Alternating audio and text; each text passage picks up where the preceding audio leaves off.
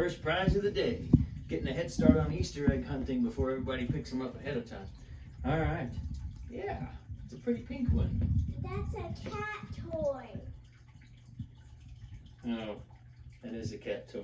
Huh. I'll have to save it for later. Huh. Since you're here, another true believer, we might as well talk about something more important, right? And that's Jesus. Hey? How about you know this one? Oh, how I love Jesus. Oh, how I love Jesus. Oh, how I love Jesus because he first loved me. Oh, how I love Jesus.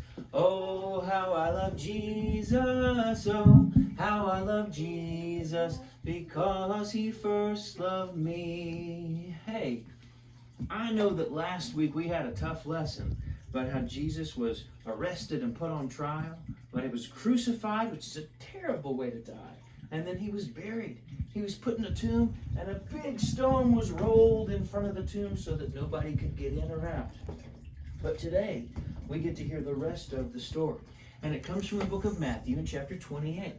Right at the very beginning of the chapter, it reads, after the Sabbath, at dawn, on the first day of the week, Mary Magdalene and the other Mary went to look at the tomb. But there was a violent earthquake, for an angel of the Lord came down from heaven, and going to the tomb, rolled back the stone, and sat on it. His appearance was like lightning, and his clothes were as white as snow. And the guards who were there shook with fear, and they became like dead men. That must have been pretty awful to see. The angel said to the women, do not be afraid. Angels have to say that to people a lot. I know that you're looking for Jesus who was crucified. He's not here. He's risen, just as he said. Come see the place where he lay. Come and see the place. Then go and quickly tell his disciples, he's risen from the dead. He's going ahead of you to Galilee, and that's where you'll see him. That was the end of the angel's message. But the angel still had one more thing to say. He said, now I've told you. That's the angel. He had been waiting all this time to tell the good news that Jesus is risen from the dead. So much that he said, now I've told you. He's filled with joy and says the women hurried away and they were afraid, but at the same time they had joy in their hearts and they ran to tell the other disciples. But suddenly Jesus met them on the road. Greetings, he said.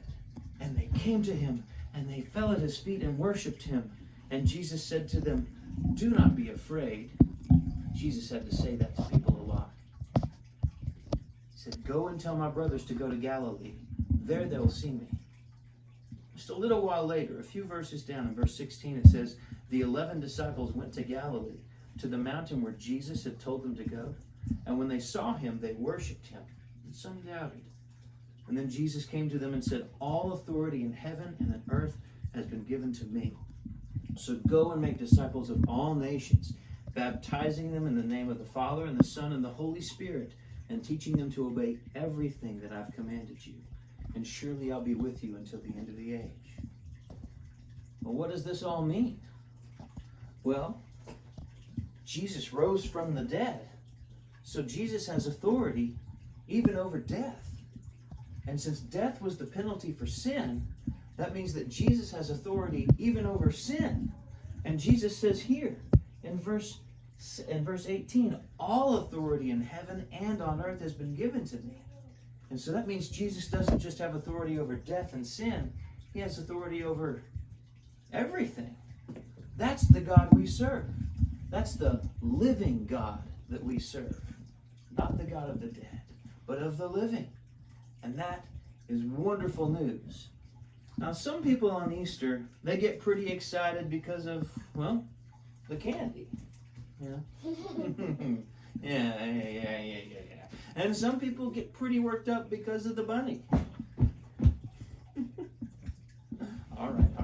Some people are just happy to have another holiday where they don't have to work.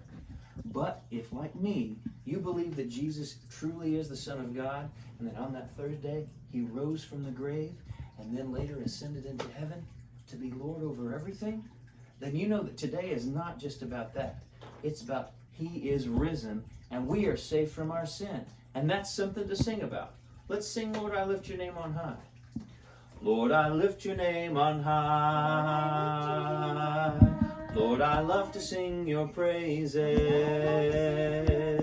I'm so glad you're in my life. I'm so glad you came to save us. You came from heaven to earth to show the way. From the earth to the cross, my debt to pay.